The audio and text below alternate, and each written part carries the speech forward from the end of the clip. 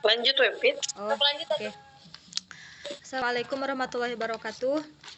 Nah, untuk Waalaikumsalam warahmatullahi wabarakatuh. presentasi yang kedua, di sini saya akan menjelaskan kewajiban berdakwah sebagai ajaran Islam demi memenuhi tugas mata kuliah Al-Qur'an di madrasah dan di sekolah.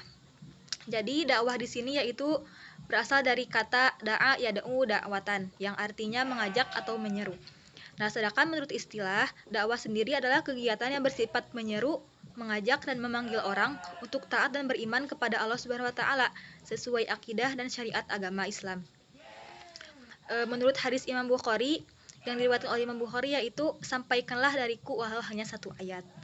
Nah, metode berdakwah di sini yaitu menurut Quran surat An-Nahl ayat 125 ada 3 metode untuk berdakwah, yaitu bagaimana cara atau jalan kita untuk menyampaikan dakwah kepada orang-orang yang menerima keseruan kita.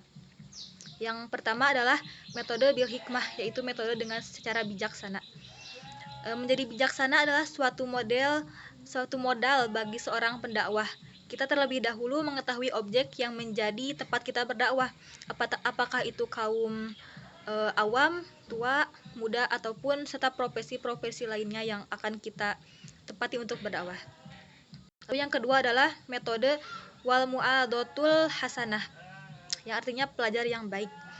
Jadi kepada seorang pendakwah, penting baginya untuk menjadi contoh dan menghayati ajaran-ajaran yang telah disampaikan terlebih dahulu sebelum dia terjun untuk mengamalkannya kepada halayak orang ramai. Dan metode yang ketiga adalah wajadalahum billati hiya ahsan, bantahlah dengan baik. Nah, bagi pendakwah sendiri seringkali dihadapkan kepada beberapa persoalan.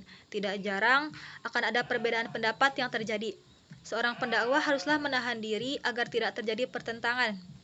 Nah, bila ada pertentangan, bisa saja dengan cara beradu argumentasi dengan baik ataupun dengan cara berdiskusi secara kekeluargaan. Jadi itulah diantaranya metode berdakwah yang dapat kita sampaikan kepada orang. Lalu apa saja tantangan-tantangan dalam berdakwah? Jadi banyak sekali ya tantangan yang dihadapi bagi seorang pendakwah pada zaman sekarang ini. Di antaranya yaitu mayoritas umat Islam masih kurang memahami agama secara menyeluruh. Jadi penyebabnya itu dikarenakan gencarnya gerakan anti-Islam yang berusaha menjauhkan umat dari memahami agama Islam.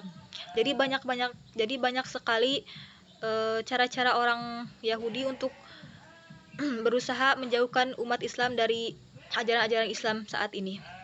Dan yang terakhir adalah belum optimalnya dakwah yang kita lakukan. Dan juga ditambah tantangan yang menjamurnya pemahaman-pemahaman barat seperti sekularisme, liberalisme, syiah, dan juga dekonstruksi syariah. Nah, jadi dapat diambil kesimpulan, dakwah di zaman modern haruslah interaktif dengan berbagai cara. Jadi pendakwah harus kreatif ketika berdakwah, apalagi ceramah. Jangan sampai membuat jemaah bosan. Dan teknologi juga dijadikan media sosial untuk menyampaikan dakwah agar yang disampaikan terus mengalir. Karena zaman sekarang ini kita dapat dengan mudah mengakses internet di mana saja dan kapan saja. Sekian yang dapat saya sampaikan. Mohon maaf bila ada kekurangan. Silakan bagi teman-teman yang ingin bertanya, menyanggah ataupun menambah, dipersilahkan. Wassalamualaikum warahmatullahi wabarakatuh.